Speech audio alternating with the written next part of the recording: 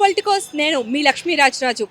అత్యాధునిక సొబగులతో ఆధునిక హంగులతో అంతర్జాతీయ విమానాశ్రయాన్ని తలపించేలా ఉన్న ప్రదేశంలో అయితే మనం ఉన్నాం.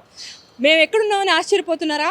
మనం అంతర్జాతీయ విమానాశ్రయంలో కాదు, స్వయంగా సికింద్రాబాద్ రైల్వే స్టేషన్, దక్షిణ మధ్య రైల్వేకి ముఖ్య స్థానమైనటువంటి సికింద్రాబాద్ రైల్వే స్టేషన్లో అయితే ఉన్నాం. అత్యాధునికంగా ఎన్నో హంగులతో ఈ సికింద్రాబాద్ రైల్వే స్టేషన్ 1874లో స్థాపించినప్పటి నుంచి ఇప్పటి వరకు ఎటువంటి పునరుద్ధరణకు కూడా నోచుకోలేదు. కానీ ఇప్పుడు కేంద్ర ప్రభుత్వం దీన్ని ప్రతిష్టాత్మకంగా తీసుకొని ఎన్నో రకాలైనటువంటి పునరుద్ధరణ పనులు అయితే చేస్తోంది. గత సంవత్సర కాలంగా జరుగుతున్నటువంటి ఈ పునరుద్ధరణ పనులు చివరి స్థాయికి అయితే చేరుకున్నాయి. ఇప్పుడు మనం 10వ ప్లాట్ఫామ్ దగ్గర ఉన్నటువంటి meet and greet arrival place దగ్గర అయితే ఉన్నాము. ఇక్కడ చూసుకున్నట్టయితే సేమ్ ఇంటర్నేషనల్ ఎయిర్పోర్ట్, ఇప్పుడు మన శంషాబాద్ ఎయిర్పోర్ట్ ఏ విధంగా ఉందో అదే విధంగా అయితే దాన్ని స్ఫూర్తిగా తీసుకుని అయితే దీన్ని రూపొందించడం అయితే జరుగుతోంది. ఇంతకుముందు వికలాంగులు వచ్చినా వృద్ధులు వచ్చినా కూడా రైల్వే స్టేషన్లో చాలా అంటే చాలా ఇబ్బందులు అయితే ఎదుర్కొనేవారు. కానీ ఇప్పుడు సికింద్రాబాద్ ఏదైతే కొత్త పుంతలు తొక్కుతుందో ఇక్కడ నుంచి ఎవరు వచ్చినా కూడా అద్భుతంగా చక్కగా ప్రయాణించే సౌకర్యాలు అయితే వీళ్ళు కల్పించారు. ఇక్కడ నుంచి ప్లాట్ఫామ్లు కూడా కనిపించని రీతిలో వీరు అద్భుతమైనటువంటి సెంట్రలైజ్డ్ ఏసీతో అరైవల్ డిపార్చర్ ఏరియాస్ని కూడా అభివృద్ధి చేయడం జరుగుతోంది.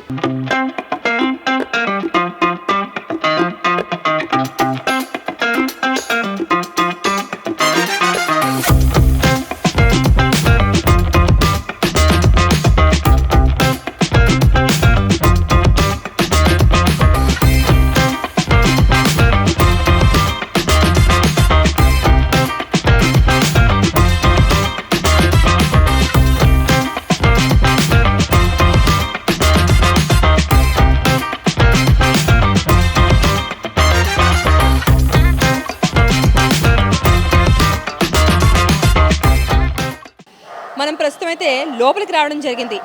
10వ ప్లాట్ఫామ్ దగ్గర ఉన్నటువంటి సౌత్ మెయిన్ బిల్డింగ్ బేస్మెంట్లో అయితే మనం ఉన్నాము. ఇక్కడ మనం చూసుకున్నట్టయితే అత్యాధునిక ఎస్కలేటర్లతో సహా అనేక లిఫ్ట్లు కూడా అందుబాటులోకి తెస్తున్నారు. ఎందుకంటే నిత్యం రద్దీగా ఉండే సికింద్రాబాద్ రైల్వే స్టేషన్ లక్షలాది మంది ప్రయాణికులు ప్రతిరోజు ప్రయాణిస్తూ ఉంటారు. సో వారికి సంబంధించిన విధంగా అన్ని రకాలుగా అభివృద్ధి అయితే చేస్తున్నారు. 36 ఎస్కలేటర్లు, అదేవిధంగా 24 లిఫ్ట్లతో ఇది పునరుద్ధరణ అయితే జరుగుతోంది. ఇంతేకాకుండా ఇంకా మెట్రో స్టేషన్స్, అదేవిధంగా బస్ స్టాండ్లకి అనుకూలంగా ఉండే 9 మీటర్ల వెడల్పు కలిగినటువంటి స్కై వ్యాక్ను కూడా ఏర్పాటు చేయడం జరిగింది. ఇక మనకి ఇంతకుముందు ఏవైతే రైళ్లు మనం ప్లాట్ఫామ్ మీద చూస్తున్నప్పుడు కనిపించేవో, బయట నుంచి చూసినా కనిపించేవో, ఇక నుంచి అవి కనిపించే అవసరం అయితే ఉండదు. ఎందుకంటే జర్మనీ మరియు జపాన్ని ఆదర్శంగా తీసుకున్నటువంటి భారతదేశ దక్షిణ మధ్య రైల్వే శాఖ సో ఇక నుంచి స్టేషన్లు అండర్ గ్రౌండ్లో ఉన్నట్టు కనిపిస్తాయి. రైళ్ళన్నీ కూడా అండర్ గ్రౌండ్ నుంచి వెళ్తున్నట్టు మనకి కనిపిస్తుంది. ఎందుకంటే ట్రాక్స్ పైన 21 మీటర్ల ఎత్తులో G+2తో ఖచ్చితంగా ఒక 2 రకాలైనటువంటి బిల్డింగ్లు అయితే నిర్మించడం జరుగుతుంది. సౌత్ సైడ్, అదేవిధంగా వెస్ట్ సైడ్ కూడా మిగతా బిల్డింగ్లు కూడా నిర్మించడం జరుగుతుంది. హారిజాంటల్గా దీన్ని ఎక్స్పాండ్ చేయడానికి వీలు లేదు కాబట్టి వీరంతా వర్టికల్గా అభివృద్ధి చేయడంలో తలమునకలు అయితే ఉన్నారు. ఈ సంవత్సరం అంటే 2026 డిసెంబర్ నాటికల్లా ఆల్మోస్ట్ పనులన్నీ పూర్తయ్యే ఛాన్స్ ఉందని చెప్తున్నారు. ఇప్పటికే 10వ ప్లాట్ఫామ్ వైపు మనం ఇప్పుడు ఎక్కడైతే ఉన్నామో ఇక్కడైతే 90% పనులు ఇప్పటికే పూర్తయ్యాయని దక్షిణ మధ్య రైల్వే శాఖ తెలిపింది. 700 కోట్లు అంటే సుమారు 700 కోట్ల బడ్జెట్తో కేంద్ర ప్రభుత్వం ఏదైతే భారత్ అమృత్ పథకంలో భాగంగా ఈ ప్రతిష్టాత్మకమైనటువంటి ప్లాట్ఫామ్ల నిర్మాణం, రైల్వే స్టేషన్ నిర్మాణం చేపట్టిందో ఇక్కడ సికింద్రాబాద్ రైల్వే స్టేషన్లో మనం సౌత్ బేస్మెంట్ పార్ట్ 2లో అయితే ఇప్పుడు ఉన్నాం. ఇక్కడ నుంచి చూసుకున్నట్టయితే మనం 10th ప్లాట్ఫామ్ వైపు కూడా వీరు ఎన్నో పునరుద్ధరణ పనులు అయితే చేయడం స్టార్ట్ చేసింది. ఇక్కడ నుంచి చూసుకున్నట్టయితే మనం ప్లాట్ఫామ్ మీదకి వచ్చాక డైరెక్ట్ కాంకేవ్ ద్వారా, ఎస్కలేటర్స్ ద్వారా మనం కాంకేవ్కి చేరుకుంటాం. అక్కడ G+2 అద్భుతమైనటువంటి సెంట్రలైజ్డ్ ఏసీ బిల్డింగ్ అయితే రూపొందించడం జరిగింది. అందులో 3000 మంది ప్రయాణికులు ఒకేసారి కూర్చునే విధంగా వెయిటింగ్ హాల్స్ అయితే నిర్మించడం జరిగింది. ఎందుకంటే ఇంతకుముందు వెయిటింగ్ హాల్స్ చాలా కిక్కిరిసిపోయి ఉండేవి. కానీ రోజుకి 1,00,000కి పైగా వచ్చే ప్రయాణికులు ఉండే ఈ స్టేషన్లో ఇప్పుడు ఎంతమంది ప్రయాణికులు వచ్చినా కూడా ఎటువంటి ఇబ్బంది లేకుండా సికింద్రాబాద్ రైల్వే స్టేషన్ అయితే అన్ని రకాలైనటువంటి పునరుద్ధరణ చర్యలు అయితే చేపడుతున్నారు. ఫస్ట్ ఫ్లోర్లో అయితే 3000 మందికి సరిపడా సీటింగ్ సదుపాయాలతో పాటు ఆ పైన చూసుకున్నట్టయితే ఎంటర్టైన్మెంట్ జోన్స్, ఫుడ్ జోన్స్తో కూడా నిర్మించడం అయితే జరుగుతోంది. ఇక అంతేకాకుండా ప్రతి ప్లాట్ఫామ్కి అనుసంధానంగా ఫుట్ ఓవర్ బ్రిడ్జ్లు 4 ఫుట్ ఓవర్ బ్రిడ్జ్లను అయితే నిర్మిస్తున్నారు. ఎస్కలేటర్లు అండ్ లిఫ్ట్లు కూడా ఎంతో అత్యాధునికంగా స్పీడ్ లిఫ్ట్లు, స్పీడ్ ఎస్కలేటర్లు అయితే ఇక్కడ నిర్మించడం జరిగింది. అంతేకాకుండా స్ట్రైట్గా వెళ్ళేటువంటి పాత్వేస్ కూడా ఇక్కడ నిర్మించడం జరుగుతోంది. మనం ప్రస్తుతం అయితే గేట్ నెంబర్ 8 దగ్గర ఉన్నాం. ఇక్కడ చాలా రోజుల నుంచి అయితే ప్రయాణికుల రాకపోకలు అయితే సాగుతున్నాయి. ప్లాట్ఫామ్ నెంబర్ 1తో కంపేర్ చేస్తే ఇక్కడైతే ప్రయాణికుల రాకపోకలు చాలా ముమ్మరంగా సాగుతున్నాయని చెప్పొచ్చు. సో ఇప్పుడు మనం లోపలికి వెళ్ళి ప్రయత్నం చేద్దాం. మనం ప్రస్తుతం అయితే గేట్ నెంబర్ 8 దగ్గర ఉన్నటువంటి మెయిన్ సౌత్ బిల్డింగ్లోని బేస్మెంట్ నుంచి G+2 బిల్డింగ్ అయితే రావడం జరిగింది. ఇక్కడ చూసుకున్నట్టయితే ఈ స్పేషియస్ వెయిటింగ్ హాల్ 3000 మంది సరిపడేటువంటి వెయిటింగ్ హాల్ అయితే ఇక్కడ కట్టడం జరిగింది. ఎటువంటి చీకుచింత లేకుండా ప్రయాణికులు హ్యాపీగా ఈ సెంట్రలైజ్డ్ వెయిటింగ్ హాల్లో అయితే కూర్చొని వారి రైలు కోసం అయితే వెయిట్ చేయొచ్చు. అంతేకాకుండా ఎస్కలేటర్స్ సహా అత్యాధునిక లిఫ్ట్లను కూడా ఇక్కడ ఏర్పాటు చేయడం కూడా జరిగింది. ఇక్కడ మీరు చూసుకున్నట్టయితే దాదాపు ఇంకొక నెలలో అయితే ఇక్కడ పూర్తిగా పనులు అయితే పూర్తయిపోతాయని ఇక్కడ అధికారులు అయితే చెప్పడం జరుగుతోంది. గేట్ నెంబర్ 8 దగ్గర నుంచి లోపలికి అయితే రావడం జరిగింది. మనం సౌత్ బేస్మెంట్లో ఉన్నటువంటి ఫుట్ ఓవర్ బ్రిడ్జ్ దగ్గర అయితే ఉన్నాము. ఇలా ఇక్కడ చాలా రకాలైనటువంటి 4 ప్రధాన ఫుట్ ఓవర్ బ్రిడ్జ్లు అయితే నిర్మించడం జరిగింది. ఇక్కడ నుంచి ఈ ఫుట్ ఓవర్ బ్రిడ్జ్ కనుక ఎక్కినట్టయితే తిన్నగా 10వ ప్లాట్ఫామ్ నుంచి 1వ ప్లాట్ఫామ్ వరకు వెళ్ళే సౌలభ్యం కూడా కల్పించడం జరిగింది. ఒకవైపు ఫుట్ ఓవర్ బ్రిడ్జ్ అయితే పెట్టినట్టే ఇంకోవైపు అయితే వారు ఎస్కలేటర్స్ కూడా నిర్మించడం జరిగింది. సో ఎవరైతే ఫుట్ ఓవర్ బ్రిడ్జ్లు ఎక్కలేని వారు ఉంటారో, వృద్ధులు కానీ వికలాంగులు కానీ, వారు చక్కగా ఎస్కలేటర్స్ని కూడా ఉపయోగించుకునే వీలు కూడా ఉంది. మనం ప్రస్తుతం 10th ప్లాట్ఫామ్ మీద ఉన్నటువంటి కాంకోర్స్లో అయితే ఉన్నాం. ఎక్కడైతే ప్రయాణికులు వెయిట్ చేస్తారో వెయిటింగ్ హాల్లో, తర్వాత వారి ప్లాట్ఫామ్స్కి, ఎస్కలేటర్స్కి, అదేవిధంగా లిఫ్ట్లకి వెళ్ళే ఇది స్కై వాక్ మార్గం అనమాట. పూర్తిగా 9 మీటర్ల వెడల్పుతో ఈ స్కై వాక్ని అయితే నిర్మించడం జరిగింది. సో మనకి ఎప్పుడైతే ప్లాట్ఫామ్ మీదకి ట్రైన్ వస్తుంది అని సమాచారం డిస్ప్లే ద్వారా అందగానే, అనౌన్స్మెంట్స్ ద్వారా అందగానే ఈ స్కై వాక్ ద్వారా ప్రయాణికులు అయితే చక్కగా వారి ప్లాట్ఫామ్స్కి చేరుకోవచ్చు. ఇక్కడ చూసుకున్నట్టయితే చాలా ముమ్మరంగా అయితే కన్స్ట్రక్షన్ పనులు జరుగుతున్నాయి. అత్యాధునిక సొబగులతో అయితే ఈ పర్యవేక్షణలు కూడా చాలా చక్కగా జరుగుతున్నాయి. వీరు ప్రతి జాగ్రత్త తీసుకొని కూడా ఇక్కడ కన్స్ట్రక్షన్ పనులు అయితే చేస్తున్నారు. ఇక్కడ చూసుకున్నట్టయితే క్వాలిటీ కూడా చాలా చక్కటి కన్స్ట్రక్షన్ క్వాలిటీ అయితే మెయింటైన్ చేయడం కూడా జరుగుతోంది. ఇది సౌత్ బిల్డింగ్ మెయిన్ బ్లాక్ దగ్గరికి అయితే మనం వచ్చాము.